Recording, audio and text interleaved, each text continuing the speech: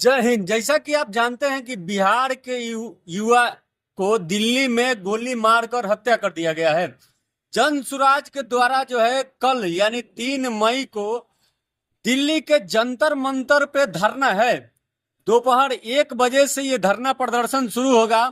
सभी प्रदेश के रहने वाले दिल्ली में लोगों से एक ही विनती है कि आप कहीं से भी हैं, या तो बिहार से हैं या दूसरे राज्य से हैं, और बिहार यूपी किसी भी राज्य से हैं, तो वहाँ जंतर मंतर पे जाके कल संडे है, रविवार है, अपना टाइम निकाल के वहाँ धरना प्रदर्शन में उनका साथ दीजिए। प्रशांत किशोर के पार्टी का मनोबल बढ़ाइए, क्योंकि यदि आप किसी भी राज्य के हैं, आज बिहार के साथ हुआ है, कल आपके साथ भी हो सकता है, और बिहार के एक युवा के साथ हुआ है, कल किसी भी युवा के साथ हो सकता है। तो आप अपना बहुमूल्य समय निकाल करके जंतर मंतर पे जाएं, अधिकार के लिए अपना आवाज़ जरूर उठाएं।